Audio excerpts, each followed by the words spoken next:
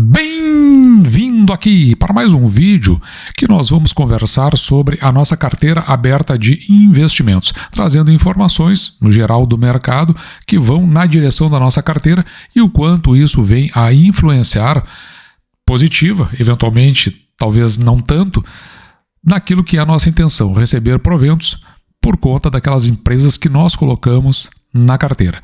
Hoje, em particular, vamos falar do Banco do Estado do Rio Grande do Sul. Hoje é dia 8 de dezembro de 2023, onde estava previsto o anúncio de proventos relativos ao quarto trimestre. E vamos ver como que o banco se comportou. Se você for lembrar, no início do ano, no dia 10 de março de 2023, o Banco do Estado do Rio Grande do Sul, ele fez este fato relevante, publicou esse fato relevante a respeito de payout e pagamentos durante o ano de 2023. E aqui ele dá um quadrinho onde ele tem previsão, agora especificamente falando sobre o quarto trimestre de 2023, ele teria a data de anúncio no dia de hoje, dia 8 de dezembro de 2023, com data de pagamento no dia 29 de 12 de 2023, portanto, no final do ano, até em compatibilidade com aquilo que o Banco do Estado do Rio Grande do Sul sempre veio fazendo, que é ter um pagamento no fechamento do exercício. E, no dia de hoje, o Banco do Estado do Rio Grande do Sul fez a publicação, dia de hoje, então, dia 8 de dezembro de 2023, a data prevista para anúncio daqueles proventos relativos ao quarto trimestre, ele encaminhou o fato relevante de juros sobre capital próprio referentes ao quarto trimestre de 2023. E vamos dar uma olhada no que foi publicado no documento. Então veja aqui, sobre ato ou fato relevante, política de remuneração aos acionistas e fato relevante da companhia divulgado no dia 10 de março, foi aquele que eu mostrei agora há pouco, de 2023, que trata sobre payout e calendário de pagamentos de 2023, então o Banco do Estado do Rio Grande do Sul, ele vem comunicar aos seus acionistas, então ele comunica aos seus acionistas e ao mercado que, veja, não realizará pagamento de juros sobre capital próprio referente ao quarto trimestre de 2023. Então, o que o banco está anunciando aqui nesse fato relevante é que ele não vai cumprir com aquele fato relevante que ele se comprometeu lá no dia 10 de março de 2023. Mas nem tudo são pedras no nosso caminho. Veja que, oportunamente, após o fechamento do resultado do exercício social, caso existam valores adicionais a pagar, então existe ainda uma luz no fim do túnel, os mesmos serão distribuídos sob a forma de dividendo complementar, de acordo com a legislação vigente. Então, o que a gente sabe até agora é que o banco não cumpriu com aquilo que ele se comprometeu no início do ano.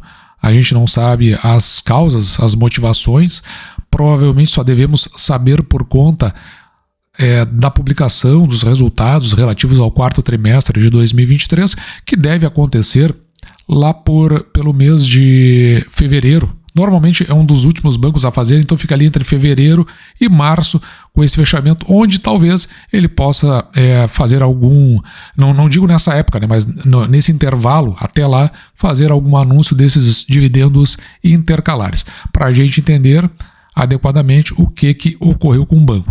A verdade é que, se você acompanha aqui o canal, a gente tem o entendimento de que o resultado do Banrisul até o fechamento do terceiro trimestre ele já não era muito bom.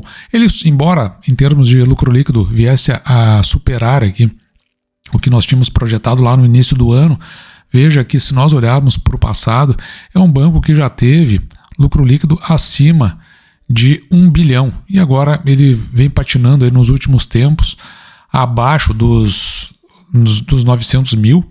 Então, não sinaliza crescimento, muito pelo contrário, se a gente for ver o crescimento médio composto do lucro líquido, em particular, tem até uma queda aqui.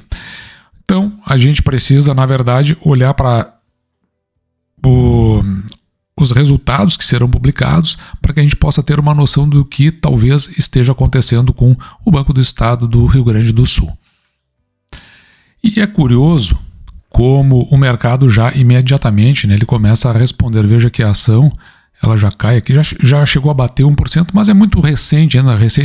Nós estamos no início, né, na abertura do pregão, nós vamos acompanhar aí, mas ao que tudo indica, aí, o mercado, em princípio, ele deve seguir nessa toada aí, de olhar essa questão com alguma desconfiança. Claro, né, o mercado, as pessoas que trabalham no mercado, elas às vezes nos surpreendem, né? Mesmo com uma expectativa aí de uma eventual queda no preço da ação, nós às vezes nos surpreendemos que o mercado eles enxerga de uma forma muito diferente.